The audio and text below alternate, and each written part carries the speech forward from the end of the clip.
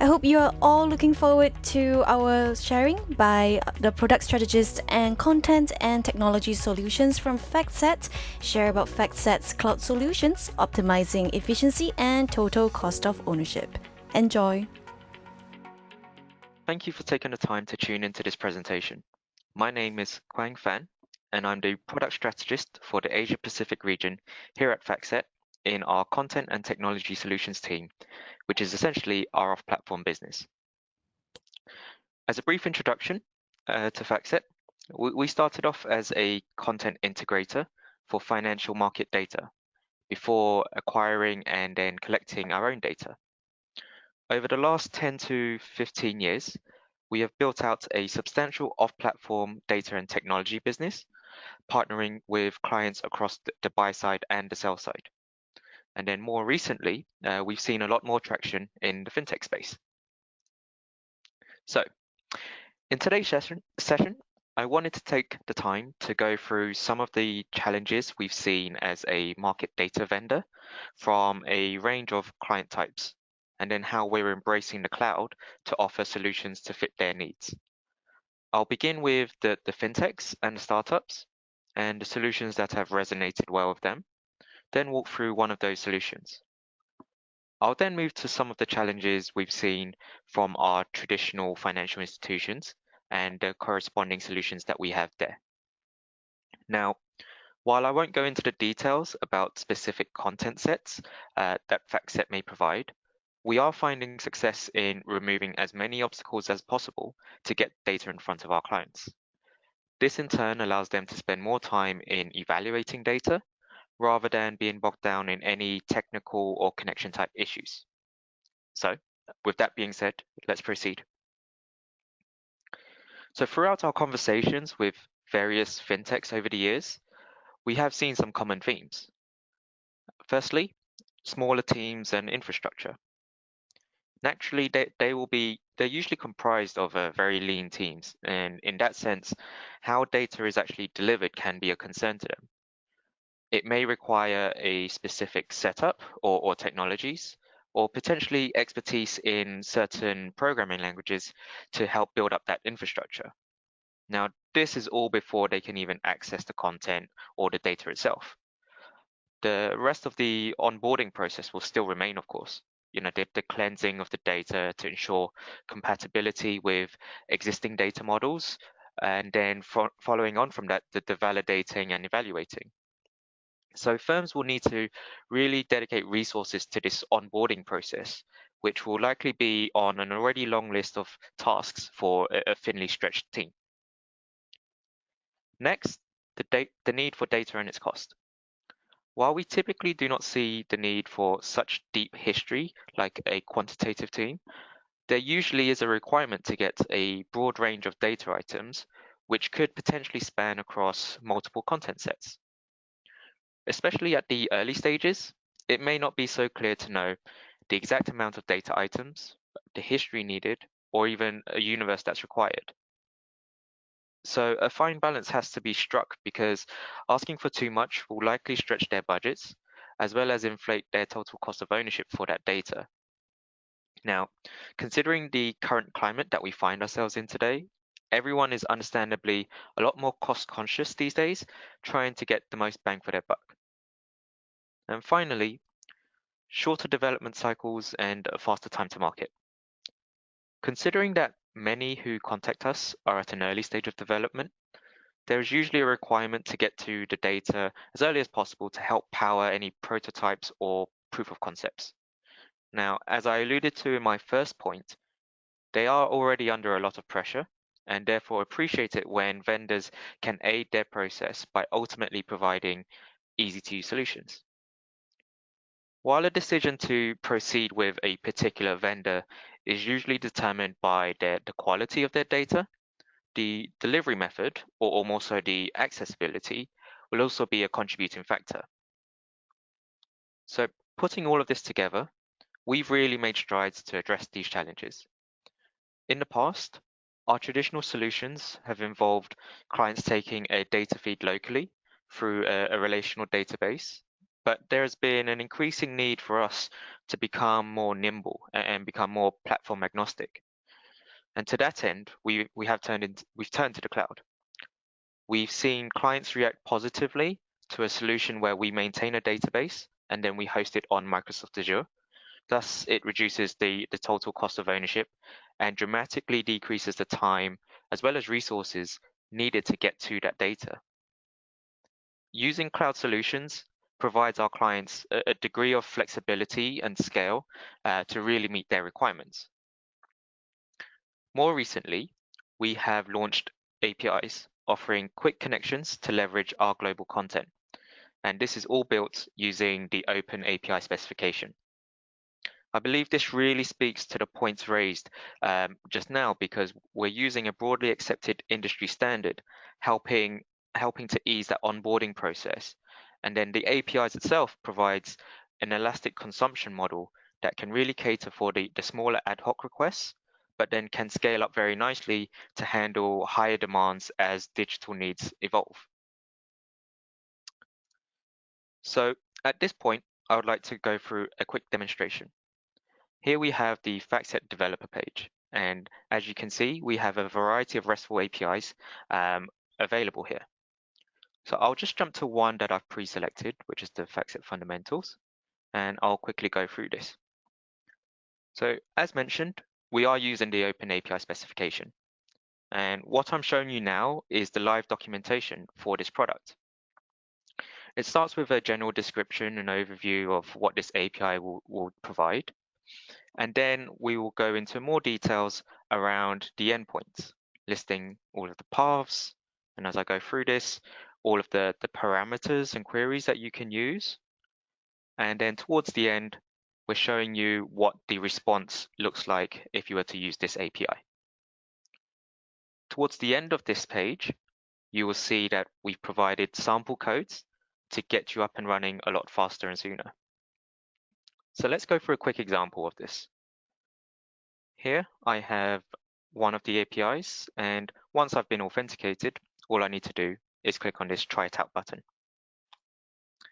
At this point, it's guiding me through how to use this. In this case, I just need to put in an identifier for a company, in this case, Apple. It's asking me about the frequencies. I'll try to keep this as brief as possible. I'll start maybe to say I want data from 2000 to the current period. And like I said, trying to keep it simple, I'll bring back just one item, sales, and all I need to do now is execute. Now this will build the URL, as you can see. And if I go to it, you'll see that it is provided in a simple, flexible JSON data model, which is going to be good news for all of our developers out there.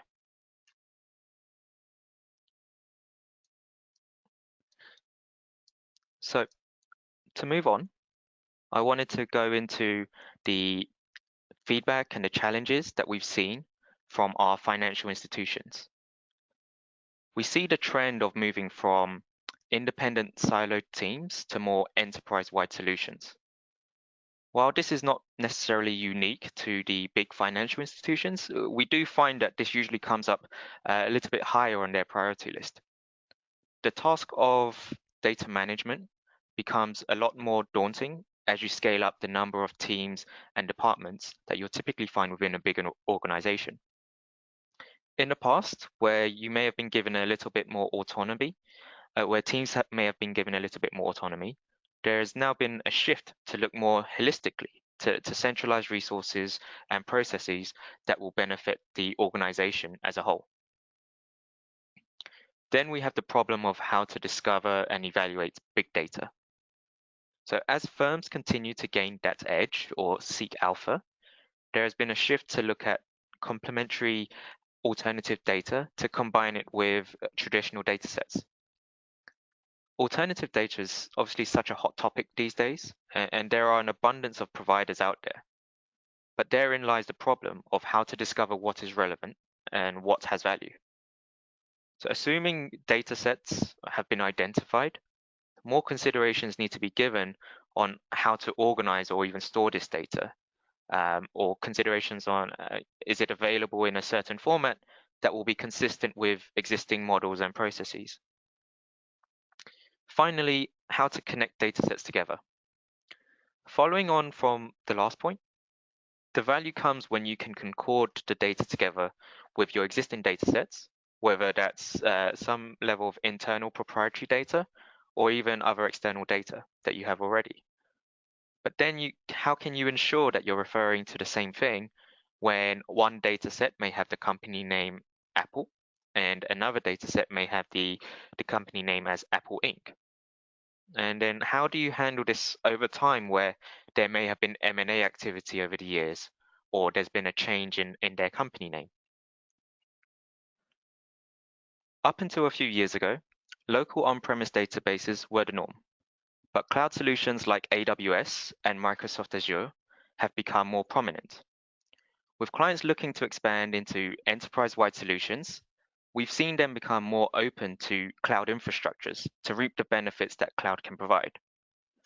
As such, we've increased our compatibility in this space for our own data feeds, and we've gone even further to directly integrate them into platforms like AWS Data Exchange.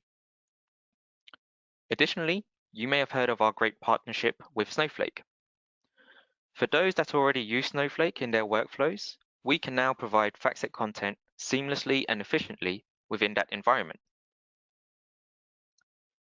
Just over 2 years ago, we launched the Open FactSet Marketplace, and it's been expanding ever since.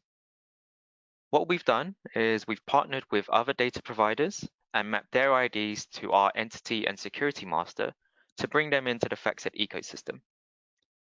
Being in a consistent format vastly reduces the time needed to cleanse the data and allows, once again, more time to evaluate the value of a content set. So this is a great place to discover not just FactSet's offerings, but also our partners within the alternative space. Continuing to aid this discovery process, we've created our own sandbox environment that we call data exploration.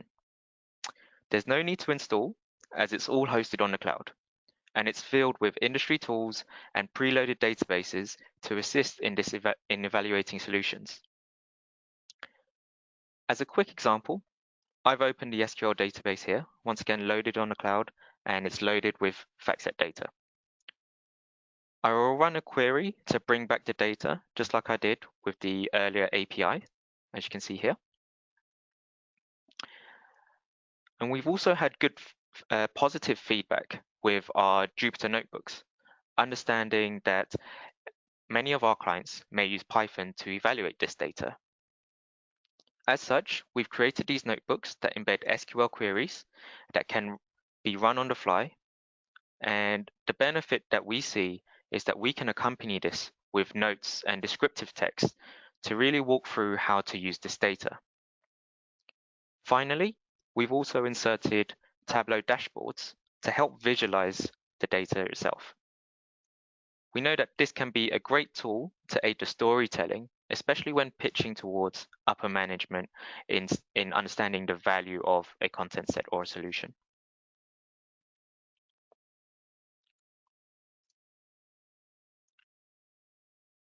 To conclude, we at FactSet are expanding our offerings to help facilitate the demands and needs of our clients. Understanding that in order for us to be successful, we need to continuously adapt to break down as many barriers as possible to assist them. At FactSet, from the top down, we're embracing this change.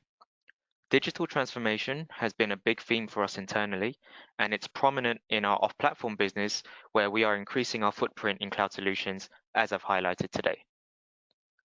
Firms are no longer just looking at their immediate needs, but also how this could adapt in the next 3 to 5 years, and then how best to deploy technologies that will facilitate this. With the emergence of platforms, software, and data as a service, our clients are looking to partner with technology solutions like us and expect that we can help them to pivot as the landscape shifts. Once again, thanks for taking the time to join me today. If you wanted to discuss anything raised within this presentation, please do visit the virtual booth we have set up. or do not hesitate to reach out to the FactSet team as well. We look forward to hearing from you soon. Thank you.